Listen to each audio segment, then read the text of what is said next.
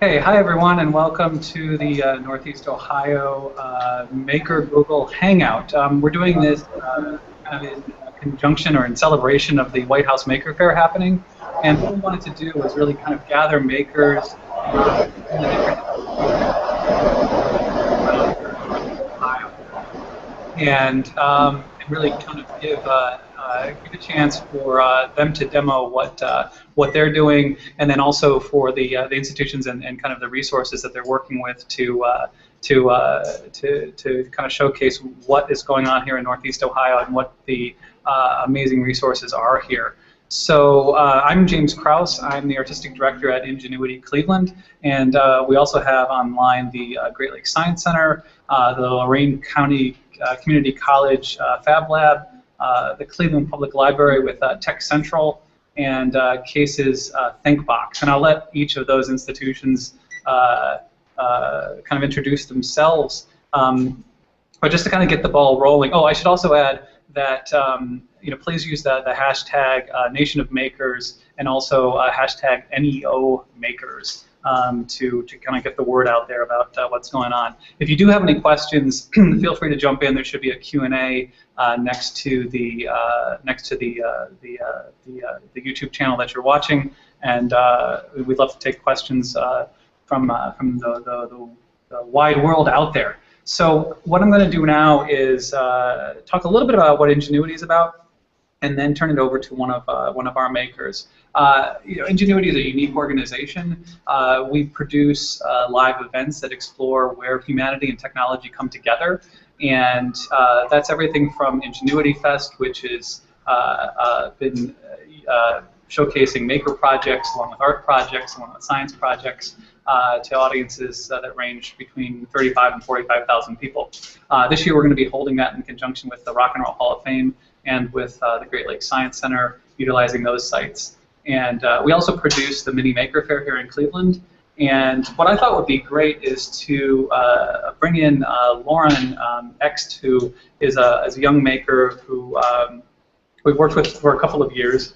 Come on, Lauren, you're good. Okay. And, hi, everybody. And have Lauren talk a little bit about how these kinds of events, like a Maker Faire, really kind of engage learning on a different level, and let her kind of talk about some of the projects. So, Lauren, maybe you can just kind of tell us a little bit about your experience working at the Mini Maker Faire and about how that has helped you teach other kids about what you do, and then also how it's helped you kind of grow as a maker. Sure. So what I do is I have a Scratch and Raspberry Pi setup that I do, and I present on what Scratch is. And it's actually a visual programming language that was developed by MIT, and it's perfect for getting kids into coding, which is what I do. I tell kids, here's a simple way that you can code, and share your projects with people, and do all sorts of crazy stuff. And it's just incredible to see that aha moment where they realize, I can do this. I am creating all sorts of crazy projects, doing all sorts of stuff. And I'm the one that did it. I didn't need someone else to guide you. I can get into a science career. It's really just an incredible feeling to watch their faces light up when they realize, I can do this. And so, if I can ask, what is the difference between working at like a Maker Faire environment versus, like, say, a classroom for you? Like, how does that kind of work together? Well, in a Maker Faire, it's more of a one-on-one experience. Like, I can literally sit down with the kids and help them with their programs and show them how to program. And in the classroom, it's more of a formal sort of instruction. Whereas here, if they have any questions, they can just come right up to me and say, like, hey, can you help me with this? Mm-hmm. Or stuff like that. And did you want to show off some of the projects that you're working on, or talk a little bit about through? I see some stuff sitting out here. Yeah, I do have a couple things. So what I'm working on now is a project with a juggler called Charles Peacock. He actually got to the semifinals of America's Got Talent. And what I'm doing is I'm using the Raspberry Pi and the Pibrella to help him with light up his pins in synchronization, and he's going to actually use that in his shows. Okay. And the thing is, it's kind of a wayward path how I got to working with Mr. Kuchak, but one of the ways that I did, but a large part of this had to do with the Maker Faire. Originally, I was presenting at the Cleveland Mini Maker Faire, just sort of hanging out, just sort of doing my thing, and then later over the summer, I see Case ThinkBox had a summer internship program, so I applied for it. And one of the major points of my application was the Cleveland Mini Maker Faire and my work there. And I got the internship, and then Mr. Ternes, who I think you guys will be hearing from later, pointed Mr. Kuchak towards me and was just like, hey, she can do this. Mm-hmm. Okay, great. I actually want to bring Lauren's mom, Melissa, over here. Hi. Everyone, this is Melissa X, and Melissa, I wanted to ask you just about, like, as a parent, how you see the maker movement and affecting Lauren's life and her process in learning. Well, James, I have a famous phrase that I tell Lauren all the time. Lauren, what's the phrase? Swim, kid. That means you put kids into positions and they have to figure things out. So she started out at the Maker Faire with a small booth, a small setup. She now has brought in, has grown into bringing other friends in, having a larger screen, having a really nice workshop setup. And the idea that the thing I see out of Engineering Fest and Maker Fairs would be growth for the child. It's opportunity, it's access, it's great for kids like Lauren who have parents at home to guide them, but it's also very good for parents, all parents who are not STEM or science, technology, engineering, and math related, but are looking for chances for the kids, looking for opportunities. Great. Do you want to know anything? Sure, just Maker Fairs provide easy access because you don't have to go finding a summer camp or an opportunity for an internship or anything like that. All you have to do is spend an afternoon at the library. I mean, it doesn't cost much, it takes up a few hours, but it's really interesting, and kids know straight out what they're getting into. They know that they're getting into something really interesting and really fun and cool. Cool. Great. Well, I actually think that that's a great segue for us to go on over to the Great Lakes Science Center. And if we have any questions for Lauren, we can come back. She'll be here with us for the rest of the afternoon. But Dante over at the Great Lakes Science Center, I think it was a great introduction into young makers and what kids are getting out of the movement. So I'll turn it over to you guys. Yeah, I think we have one of the youngest makers here today at the Science Center. With me down here is Casey, who is in one of our camps, our Spy Science camp. And Casey, do you want to hold up what you made and say what it does? Well, it's when you open the box, it's an alarm kind of thing. All right, we're going to listen to it. So open the box there, Casey. Oh, no.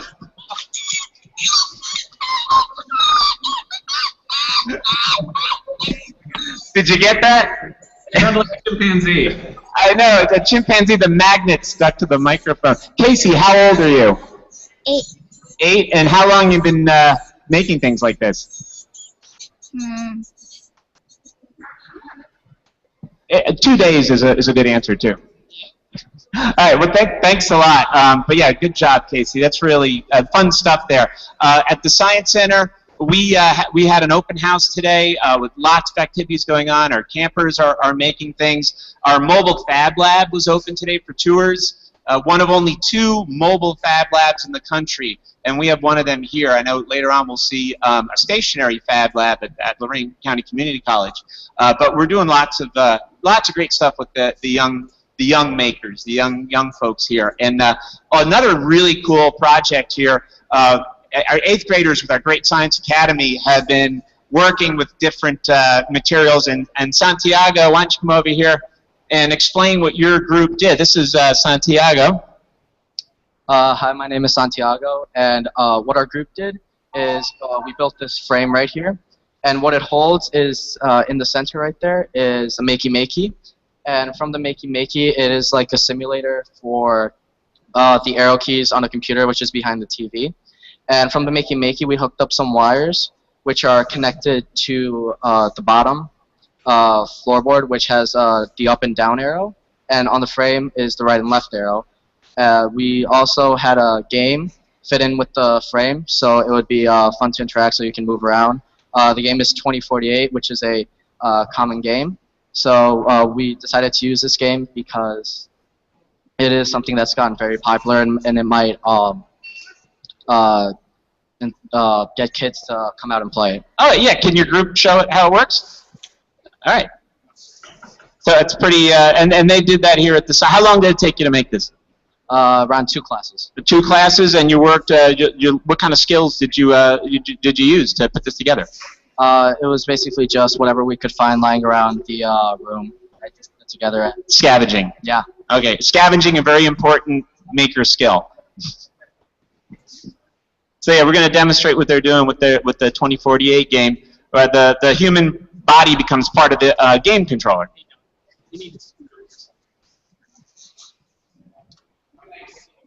Hey Dante, can I shoot a question over to you? Yeah. Just you've worked with kids in science for a long time, and obviously the Great Lakes Science Center has been an institution here in Cleveland for quite a while. How is the maker movement changing how kids are learning? Do you see a difference? Yeah, it's probably too early to tell, but one of the neat things about it is that I kind of see it as the maker movement as getting back to how it was years ago when 20, 40, 50 years ago, when you're making crystal radio sets, erector sets, stuff like that, and it seems like kind of went away from that in the past 20 years, 10 years, and now we're kind of getting back to seeing kids scavenging stuff, ripping apart electronics, and making something out of it, which is really cool to see. Great, great. Did you want to show us something else right now, or should we come back to you a little later? Yeah, why don't we come back a little bit later? We're going to set some other things up. Okay, great. I'm going to, I need to skip over Lorraine Community College. They're having some sound issues, and we're going to go to the Cleveland Public Library. Are you guys ready over there? Yeah, we're over here. How you doing? Good, good. So, my name's Terry Metter. I'm a library assistant here at the Cleveland Public Library, and I'm with 2 people who have used our makerspace. The department we're in right now is called Tech Central, and we're in the lower level of the Lewis Stokes Wing at Main Library downtown. So we've got all sorts of equipment. The folks that are with me have mostly utilized our Epilog laser engraver to make a whole bunch of different stuff. Cool. Did you want to show off one of those projects right now? Sure. Let me throw it over to Don here. He'll introduce himself and then show us what he's made. Terrific. Okay. Well, what I did originally when I came here, I had no experience with any of this stuff, and they've given me a real opportunity to experiment and try all sorts of different things. I came across on the web a concept called a living hinge, and this is just a simple card case, but Charles Ames would go nuts if he had a machine like the Epilog laser, where you can take plywood and actually make it into a form that moves like this. And I also started making taking designs for, I have a Raspberry Pi, and I made cases for the Raspberry Pi off of existing drawings. But where we really, my wife, who's working at the moment, but on the side she makes greeting cards, and we found that the Epilog laser can actually do amazing things with paper. It can be so gentle that it can strip off just a fine layer. It can actually etch paper and go far beyond what like a Cricut machine can do. So it's just been an amazing experience here.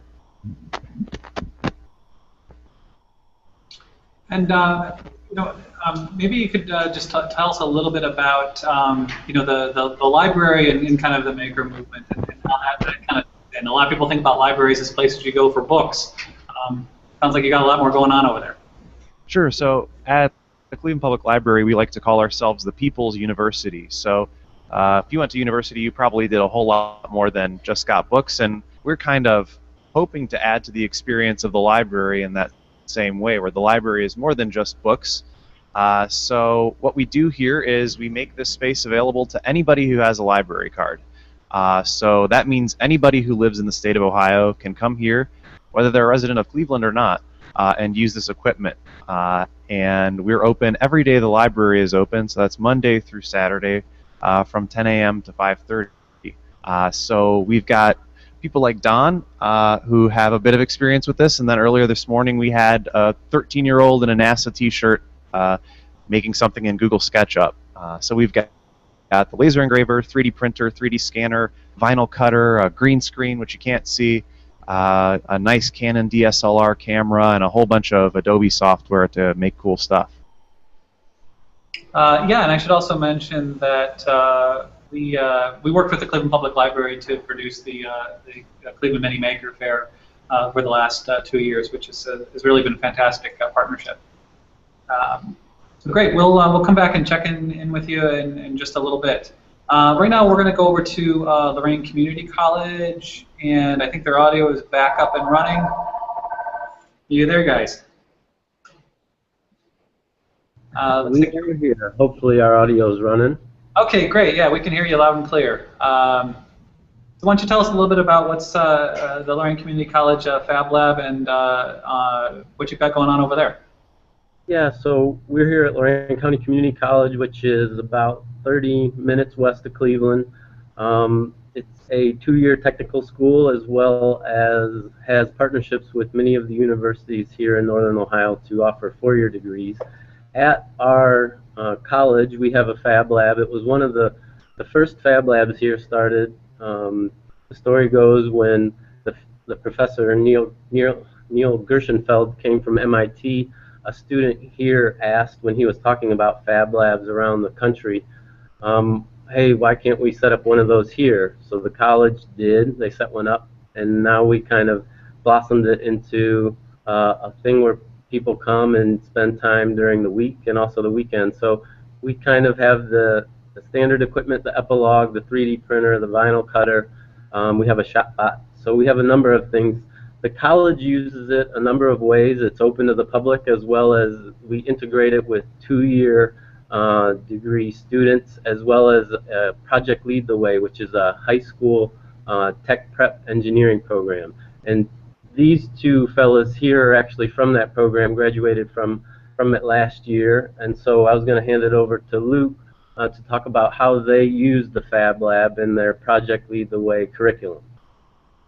In our first year, we were here for 2 years, and we had to make a final project for a Fab Lab class after going through and learning how to use the laser cutter, the vinyl, and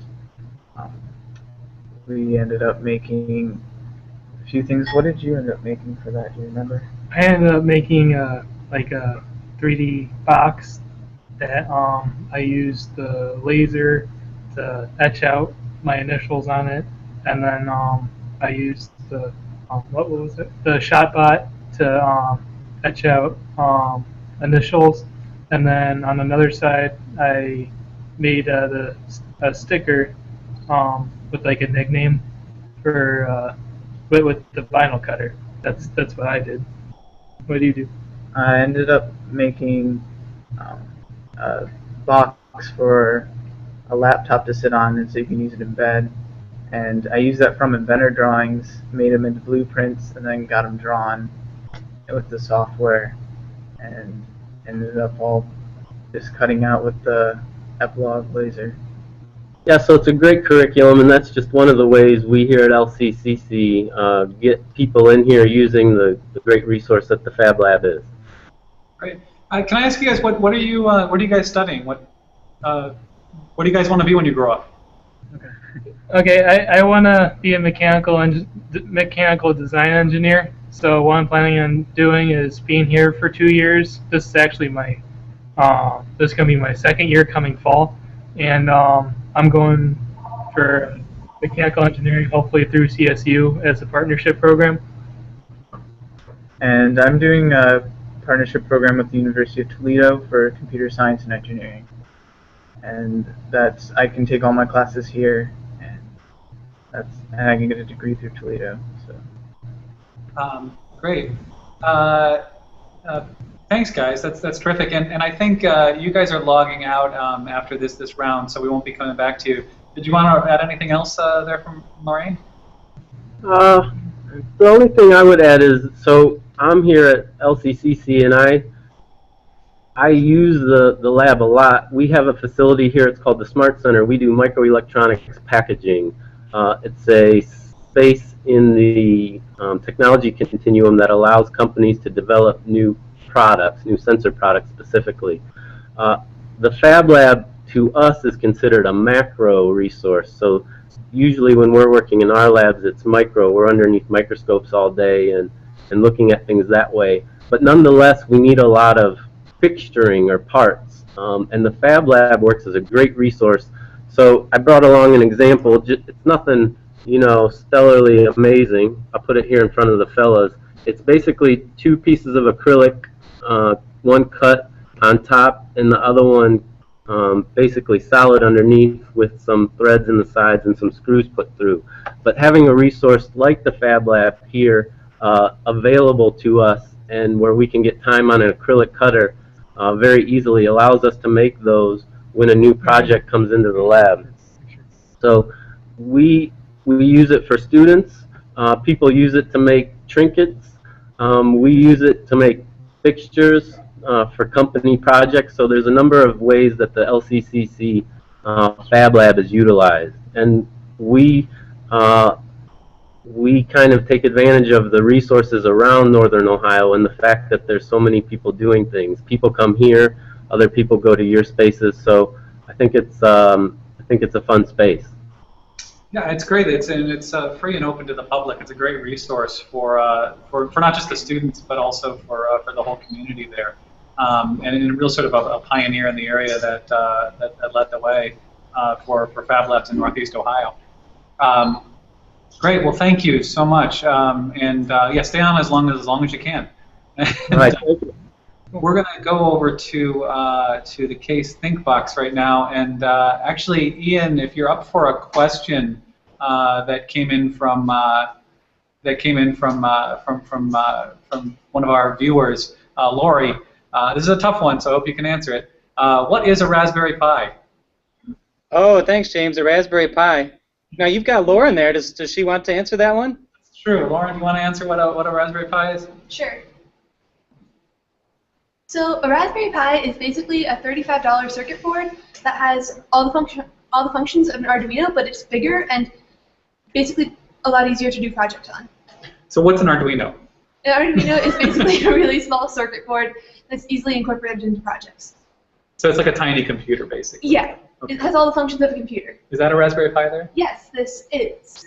So I don't know how much you guys can see this with the glare, but Maybe bring it a little closer. Yeah. So different. You could use that to run a robot. You could make a network video recorder. I actually did tack on a robot.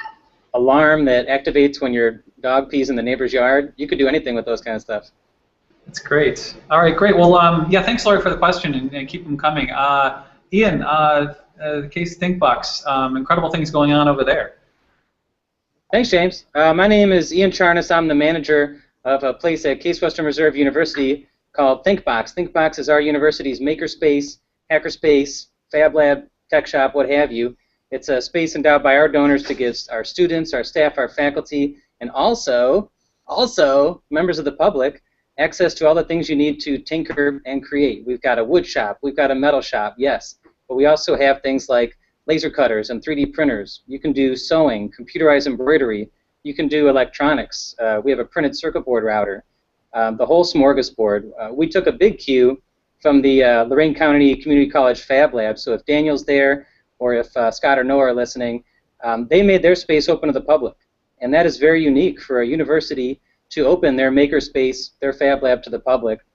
Even at MIT, who started the Fab Lab, theirs is not open to the public. It's not even open to their own undergrads. So I want to say kudos to Lorain County Community College for making their Fab Lab open to the public. I visited that every week for years, and when we decided here at Case to start our Fab Lab, makerspace, what have you, we also made ours open to the public. I believe Northeast Ohio, we should be very proud that we have two universities, as far as I know, the only two universities in the world to have their makerspace open to the public. We also have a big announcement today, which is on the homepage of CASE's website, the engineering school's website. It was the top university listing in the White House press release, and that is that we are taking our 4,500 square foot makerspace, which a number of you have visited. I see Terry. I know CJ is not far behind you over at the CPL. James, you've been here to ThinkBox. A number of folks from LCCC have visited. Dante from the Science Center has visited. We're going to take that 4,500 square foot space that you know, and we're turning it into a 50,000 square foot juggernaut. That's going to be one of the world's largest university-based invention centers. And just today, we announced that we've got the funding to complete the first phase of renovation. That's going to be 4 floors, and the construction, or rather the renovation, is going to start this fall, I hope in October. So we're very excited about that. And if anybody would like to read more on that, it's available on the CWRU website. That's fantastic news. Ian, did you want to highlight a project over there? Thanks, James. We've got 2 amazing projects. I'm going to first bring up Marcus, who's a ThinkBox teaching assistant. Marcus, if you want to join me. Marcus works here at CASE. He's a graduate of the Cleveland Institute of Art, and he's working together with a nonprofit called the Progressive Arts Alliance. And I'm going to let him tell a little bit more about his project and about his work with the PAA. Marcus? Thanks, Ian. As Ian said, I'm a recent graduate from the Cleveland Institute of Art. I currently work at ThinkBox, and after graduating, I started working with a local arts organization whose goal is to go into mostly inner-city public schools and create projects that link science and art. They're mostly STEM schools. So ThinkBox was instrumental in a project that I'd like to share with you. We have a short slideshow that we can pull up. Hopefully you guys can all see it on your monitors. And then if you go to view, oh yeah, there you go. James, can you see the slideshow that we're sharing? Yeah, we can see it. Okay, great. So this is LED Archway. It was done at Mound STEM School in Slavic Village, and like I said before, ThinkBox was instrumental in getting this project underway. When we went into the school, we kind of showed the students how to go about making a larger scale project. So we 3D modeled our idea, sort of sketched it out, and then went in and showed them what we would be doing, broke all the steps down, kind of tried to show them how you go from idea to a drawing to a physical object. We also talked a little bit about circuitry. We're really trying to incorporate science into the project. So we every day, it was a 10-week project, by the way. Every session we would draw this circuit on the board, and they all had to memorize different parts of the circuit, become familiar with it. To kind of work our way into the larger project, we did some smaller things. So here's a picture of a name tag with LEDs embedded in it, just to get them familiar with batteries, LEDs, resistors, things like that. This is where the art aspect begins. We brought in some images of famous. This happens to be a well-known artist named Kara Walker who does silhouette work. So we were talking to them about what silhouettes are and how to create imagery with them, and also how to create a narrative with them. So this is just another image of Kara Walker's work. We also showed images of another artist named Kenny Random, who's a street artist. We were trying to show them both artwork from the fine art world and then from a more kind of familiar art form. So this is a street artist, something that they might be more likely to encounter in their everyday life. It's another one of Kenny Random's images. He uses, again, silhouette and color to create his compositions. One more of his. So then, to begin work on the bigger arch, we photographed every student in profile. and then we turn these profiles into their silhouettes. So the next slide will show that process. So we then printed out their silhouettes, and they had some tracing paper, and simply just traced over their own image to create this drawing. And then we went through a whole process of showing them how to create forms with human shapes, gesture, how to communicate with the human form, and they each student did 10 drawings like this, including their own silhouette. And it's another image of them working on their silhouette drawings. So this is showing sort of where ThinkBox came into play. We have 2 laser cutters in the lab, and the arch is made out of many boxes. So we cut the sides of each box with the laser cutters, and also we etched a kind of film over each box with the images of the silhouettes in their drawings. We scanned their drawings in after they made them, and then laser etched them onto a Duralar material. So this is an image showing what it looks like with the lights behind their images. The arch is actually here with us, but it's behind me, so I took some photographs so you could see what it looks like more close up. So another machine that we used quite a bit was the printed circuit board router here.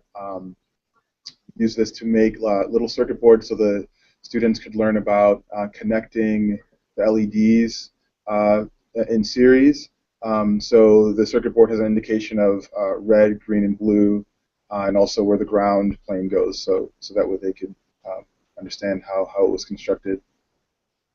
So again, this is an image of when the arch is all connected and lit, one of the circuit boards in place. So we taught them how to solder. Every student soldered a few connections. So this is just an image of me explaining how to go about soldering. This is a student actually soldering wires to one of the circuit boards. There was a great thing that sort of happened organically of them teaching each other how to do the soldering process, kind of mimicking what hackerspaces are all about, sort of sharing information freely, and they sort of just fell into that. So this is a completed arch in the classrooms, them taking their first look at it, kind of checking out their work. We had some glitches to fix, so we talked about the iteration process. So you can go to the next slide. And this is one student who he really loved the arch. I just thought this is a nice photo of the completed project. So this is where the arch is going to be installed in Mountain Elementary School. This is where it's going to go. We're currently working out all the logistics to get it installed permanently in the school. And I think that's it. Yeah. So thanks for listening. Do we have time to show off the arch? Oh, yeah. Yeah, sure, go for it. I think this. I think the project is also going to be at Ingenuity Fest. Oh, right. Yeah. Yeah, we're currently in the process of creating a proposal to send to you, James. We recently had to work out some kinks, and we have a few ideas of how we'd like to push the project a little further for Ingenuity. So you'll be hearing from us shortly about that. I think what's great about the narrative of that project is that you've got Case ThinkBox. It's a great free resource for the community, and then it really kind of comes full circle in terms of it being a permanent installation, and then also being highlighted to the wider community. It's one of the ways that we're showing. I think that it shows how the maker movement can kind of bring together a community in a really cohesive way, which is really terrific. You don't see a lot of projects like that are hitting so many different points. Did you guys want to show off the arch? Yeah, I'm going to turn off the lights, so see if you can see it in the background here. Oh, cool. Kind of far.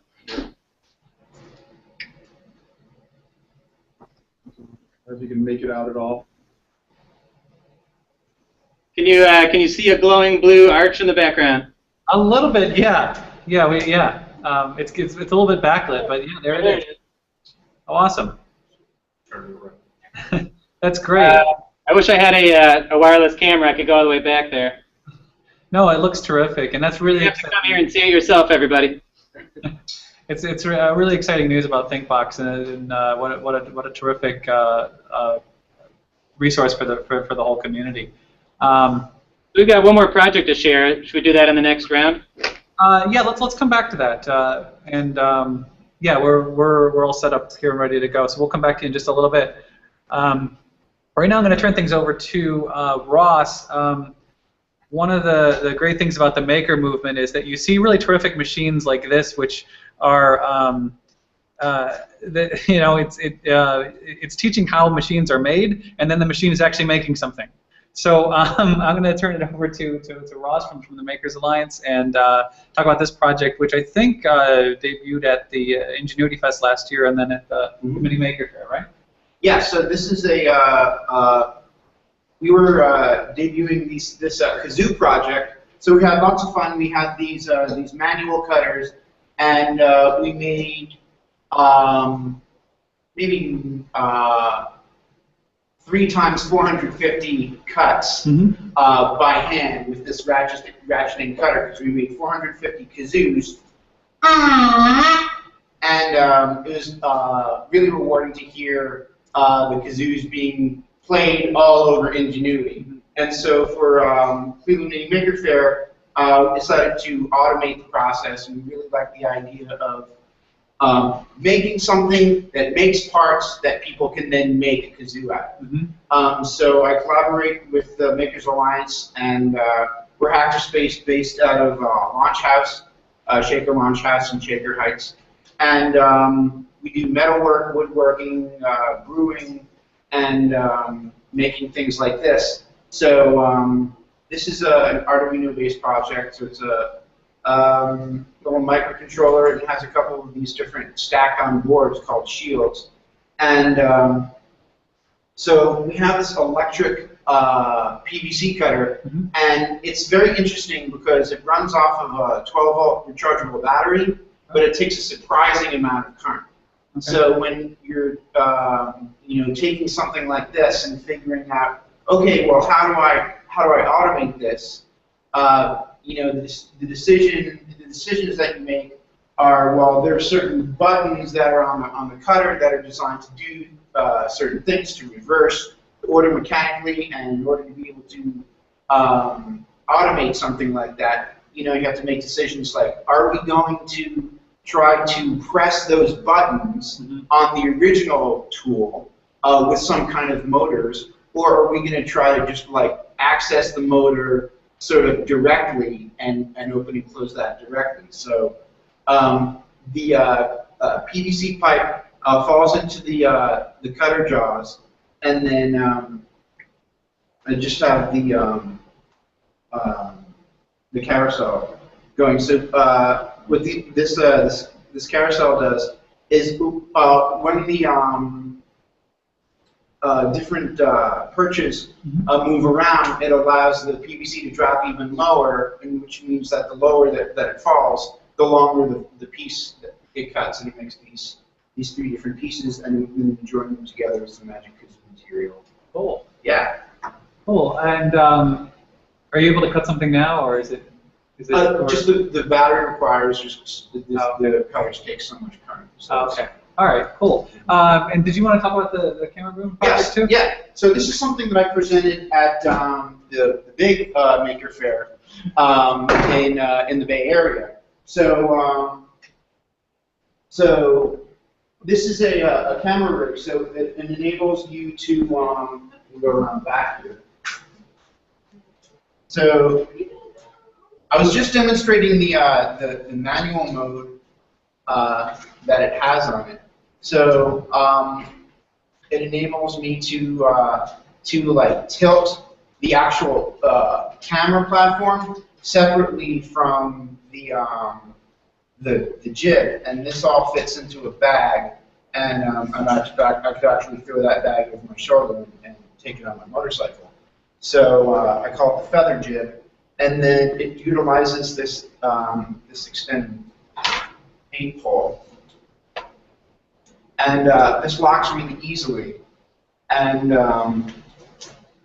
it's really good for shooting over crowds, like at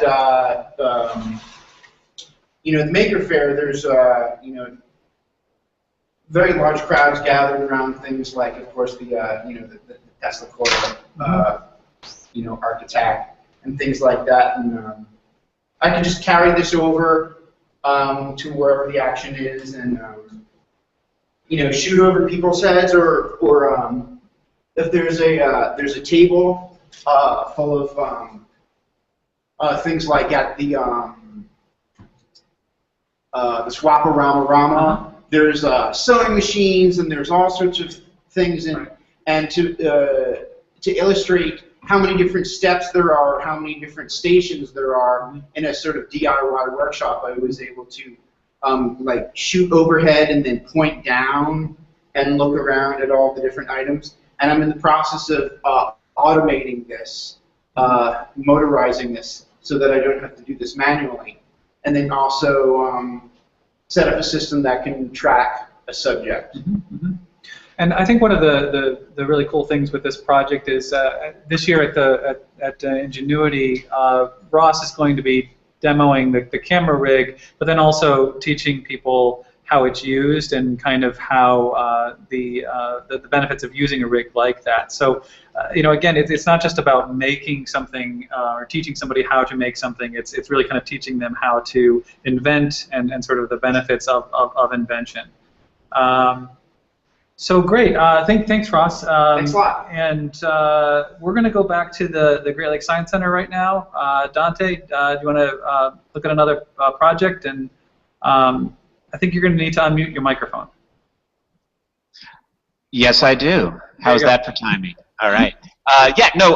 We wanted to feature, we talked about earlier about we had our Maker Open House here today, and the Situation Room, this big open pit of a space in the Science Center was really activated today. It was great to see. I came into the building and around 2 o'clock in the middle of everything, and I was like, wow. And so I just thought it would be perfect to have one of our Maker Fellows talk about what we did here today and to show off some of the activities that were happening. So here's Kelton, who was pretty much in the middle of everything today. Yes, hello, my name is Kelton Anderson, and I'm a current student at CSU. I'm one of 2 Maker Fellows at Great Lakes Science Center this summer.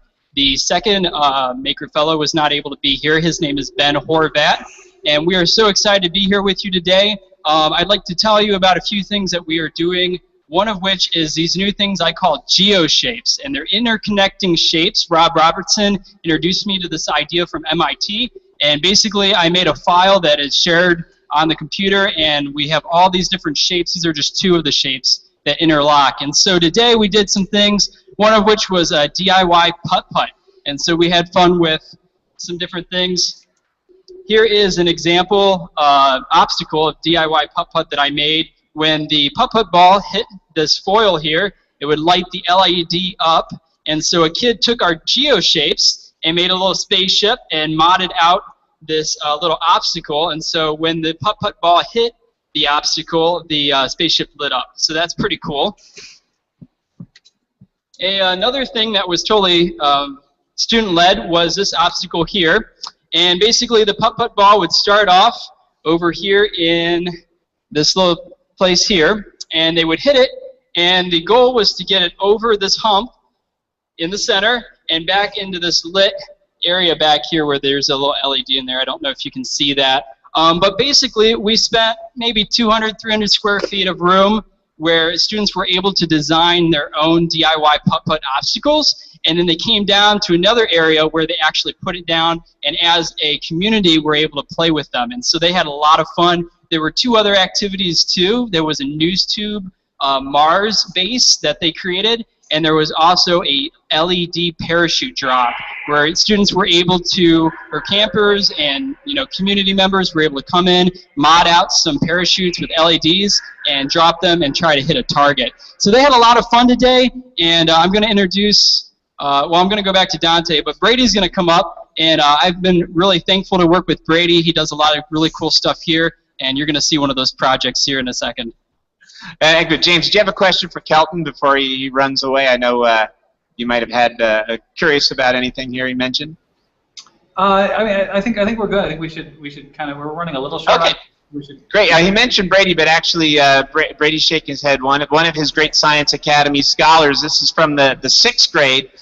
Emma is here to show a really cool project the 6th graders do. Each year the scholars have a different theme, and the 6th graders study water in the lake. And Emma made an actual ROV with her groups out of people. Here, you could tell you what's going on. Okay. Well, starting at the beginning of the year, we had a group of 3 people, and we got a kit, and we built a sea perch. Don't worry about the water. It's okay. It's constructed of pipes, and we got these different pieces, and we made motors. We had to make sure basically that by the end of the year it was seaworthy, and we had to make sure that it was buoyant, but it could also go down in the water.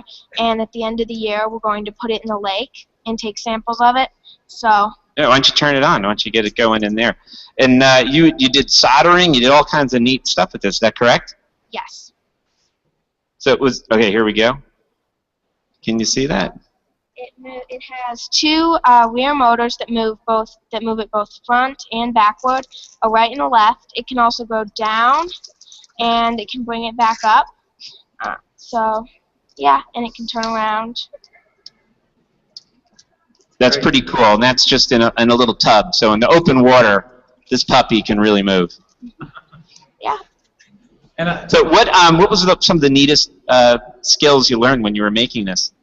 Well, we got to use a lot of different tools. We soldered, and we used all sorts of different materials. It was really cool because there were a lot of challenges. We had to fit the wires into the right place. If a remote control or a circuit shorted out, you had to find a way to fix it. And often, you almost had to undo a lot of the project to redo it. So it gave you a lot of understanding, and yeah. Yeah, sounds like engineering, right? I saw a great T-shirt yesterday that said "Make mistakes," which I think is another part of the maker movement that's, I think, really important. You don't learn unless you make mistakes. That's a terrific project. Thank you. I'm going to do, we've got a couple of other questions coming in, but I'm going to go over to the Cleveland Public Library again. Did you want to highlight another project? Sure. So when we got started here with making at the library, the first thing we had was just a 3D printer, just a MakerBot, and we didn't have a makerspace. That's a relatively recent development. So we tried to introduce making as a concept using an event called Maker Labs. So in a Maker Lab, patrons are able to come in and create something. So we've got one coming up this Saturday where we're going to use the laser engraver to make custom jigsaw puzzles. So if anybody wants to come by this Saturday at 11 o'clock, we're going to be going 11 o'clock until 12:30, and you can make a custom jigsaw puzzle. So that's one of them.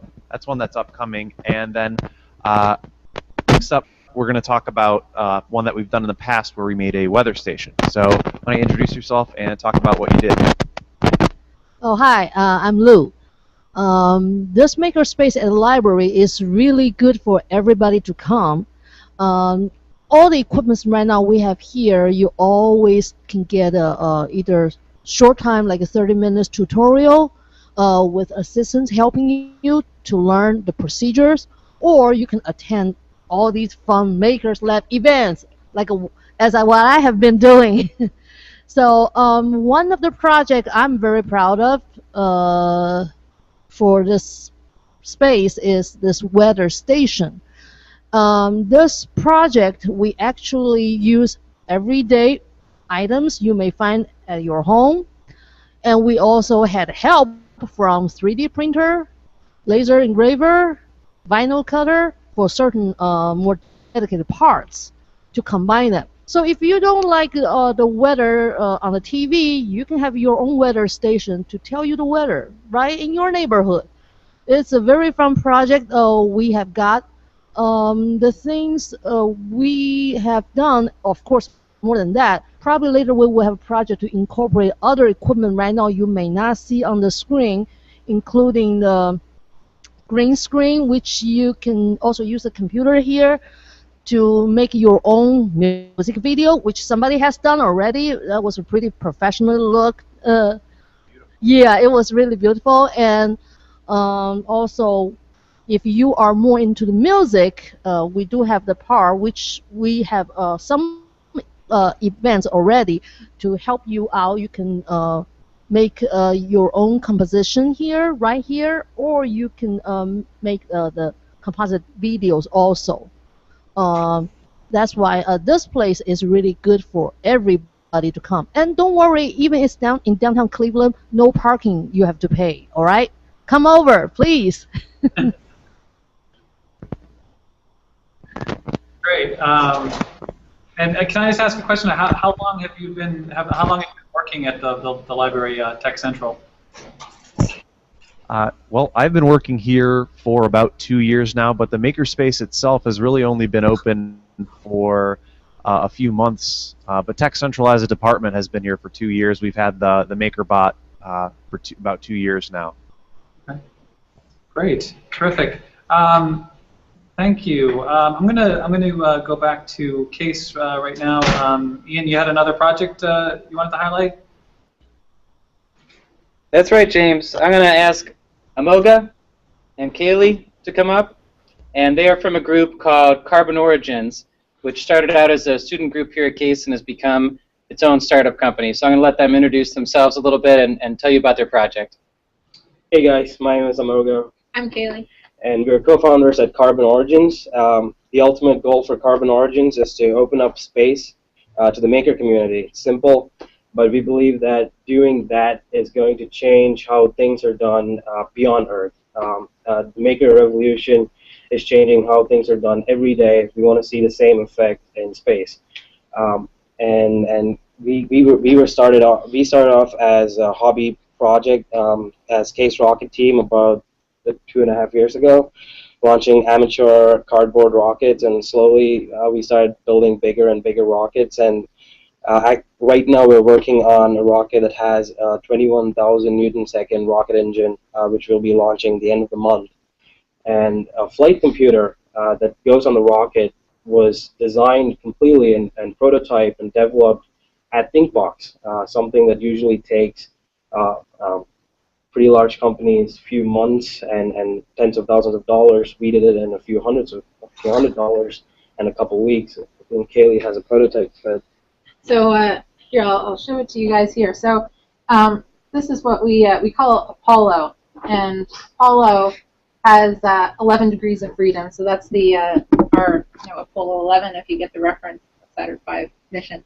Anyway, Apollo has 10 motion and environmental sensors built into this really tiny form factor, as well as GPS, Wi-Fi, Bluetooth, and a little LCD screen. So it's actually hard to believe that it's that small. It's almost an inch square, and I'll try to get it up in front of the camera so you can kind of see it here. And look at the battery, and you can see the little screen turn on here. Wow. And there we go. So we've got like a little have a little menu screen on here. We can flip through, check out all the different sensor data. So there we go. So I don't know if can you see that there? There's data coming in from the gyroscope. Now that's just one little test script that's basically showing data from the sensors. You can use Apollo for pretty much anything. This could be your own portable weather station. It could be the brain behind a quadcopter, behind a rocket. We actually were a startup sponsor just a couple of months ago at the Bay Area Maker Faire, and we were showing it off as a game controller. So there's really nothing that you can't do with it, and it's really great because for something really small, really inexpensive, you can buy one little device like this and basically put it into any project you can imagine. And that's the beauty of the maker movement and startup companies coming out of the maker movement, is that we're in a mindset where we're taking really cool technology that is really advanced, that might have never made it to the hands of the general public, and actually making something really cool and putting it in the hands of every single maker out there, which we believe is essential in pushing the maker movement into a new phase, so to speak. And we're starting with electronic circuit boards. We are developing our rocket systems, and hopefully by 2016 we want to start taking up small to mid-sized payloads into suborbit and eventually into orbit and open up space truly to the maker movement. And of course, we have to give a big thanks to ThinkBox, without which Apollo would not have been possible. All the different components were prototyped with using the printed circuit board router. This is actually a hand-assembled circuit board. You can see all the little parts on it. Was done by hand using a really high power depth of field microscope, also at ThinkBox. So this would not have been possible at all without the equipment available to us in ThinkBox. So, and Lauren actually has a question that I think these guys might be able to answer. Lauren, why don't you come on in? Hi again. So my question to you guys is, what's the impact of the maker movement on the Cleveland economy? Well, I think the maker movement has a completely different effect on the economy of the world itself. We've been used to seeing large companies making big steps and changing the world, but since the maker revolution started, really small groups of talented individuals are changing the world. For example, I'm wearing a Pebble watch, right? That was born out of the maker revolution. A bunch of kids, figuring out, okay, how am I going to put a Bluetooth and e-paper display and connect it to your phone? It's so simple, but it's so revolutionary at the same time. And we've seen that with Arduino. It was born out of the maker movement, and Raspberry Pi was born out of the maker movement. Things that are completely changing the economics of the modern society. And I think we're seeing a lot of startup companies starting from maker spaces here in Cleveland. I think there were about 8 startup companies that were born at Case Western just last year. And that's a lot for a university crunching out startup companies. I think we don't know what is going to happen, so I'm really excited to see how the maker movement is going to change the Cleveland economy. I could add something to that. Sure, you're coming in, Russ. Okay.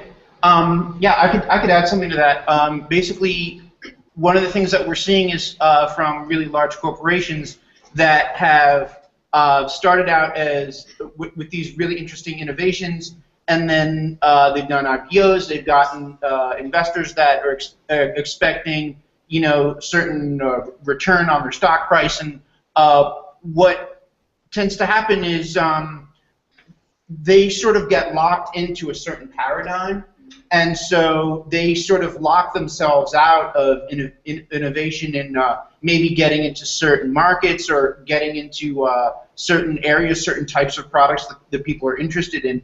So what the maker movement is able to do is, people are able to rise up and fill niches and address markets and types of products and things that larger corporations might be interested in getting involved in, but it's just at that point it's just too risky, for in the opinion of the larger shareholder community.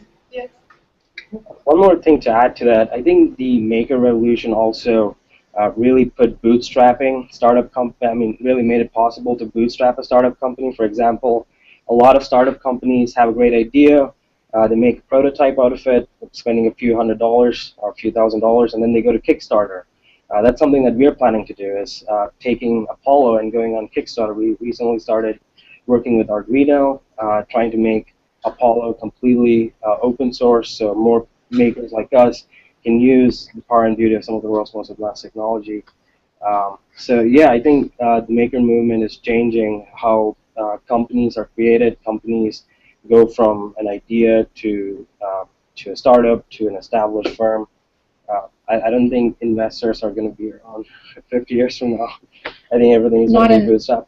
Well, not quite in the same way that we see investors now, where you pitch a whole, several VCs, you hope that one will give you a certain amount of money, takes a certain stake in your business, but something like Kickstarter is really open sourcing VC funding, where you can basically keep control of your business, but you can test drive a product and make sure that people will actually pay money for your service or for your product before you go to the full length of developing it and bringing it to fruition. So it's really interesting, and it's exciting to see what will happen in the next few years. I think Lauren's question was a very, very good one, and it was rapt because there was a article recently criticizing makerspaces for producing signage and gifts and not delivering on the promise of business. Kickstarter is a great example. Kickstarter just surpassed $1 billion. So the impact of $1 billion is certainly feelable wherever you are, whether you're the person who raised $11 million for the Pebble Bluetooth wristwatch or $1,000 for the movie you want to make. Etsy.com is a craft maker movement, and they are not far behind. They're on their way to over $1 billion in sales. Locally, I don't have a way to measure that impact, but people are seeing makers as a reinvigoration of that U.S. do-it-yourself, make it, build it, invent it kind of spirit that we want to see. So I'm not saying that maker is a veil on top of what might also be called manufacturing, but folks are looking, folks from major companies like GE or Ford, who are sponsoring tech shops, let's say, they're looking at this as a recruitment area. They want to bring up that next generation of people who can make things, have spit on their gumshoe, can think creatively, can invent, can entrepreneur on their own without being told what to do. So to bring up that next generation of makers is people who can produce in lieu of just consuming. So being able to produce things and create, there's an educational aspect where the payoff is seen later on down the line. And one of the things that we're actually talking to the group of makers that are gathered here about, and to the wider community, is at Ingenuity Fest this year, we want to go beyond having a mini maker fair at the festival, which we've done in the past, to having a summit that really brings together businesses and entrepreneurs, manufacturers with makers to kind of address this very issue. That there really is something from a resource perspective that's very special about this region. But we've got obviously the Fab Lab base, great institutions where people can launch products and explore and make mistakes and develop new things. But then how do we marry that up with the manufacturing infrastructure that still exists in Northeast Ohio? It's a very unusual combination of those two things, and I think that what that could result in for the economy could be huge. And so we want to gather all those parties together at Ingenuity Fest this year and just get them talking together and see what happens. Great question, Lauren. We love this topic. And I think we could talk about it really all day, but we're at an hour, and I want to be respectful of everyone's time. This has really been a terrific discussion, and we look forward to continuing it. Thanks to the Great Lakes Science Center, Case ThinkBox, Lorraine Community College, and the Tech Central at Cleveland Public Library, and thanks to all the makers out there, everyone who's participated here, but then just everyone who's watching and everyone who's part of this movement. It's really very exciting. And I heard a great quote yesterday from a Maker Summit in DC. Somebody said, "I think I might be a maker." Which is really exciting. I think that's if somebody watching this or somebody who's coming to a maker fair is saying to themselves, "Hey, I might be a maker." Get involved. Come to one of the Fab Labs. Go on to the ThinkBox. Go on to Lorraine Community College. Come to Ingenuity Fest. Go to the library. And if you think you might be a maker, you probably are. So thanks everyone, and we look forward to continuing the discussion. We should do this more. And really just get people together like this. So we're going to log off right now, and thank you, everyone. Bye-bye. Thanks, everyone. Bye-bye. Thank you.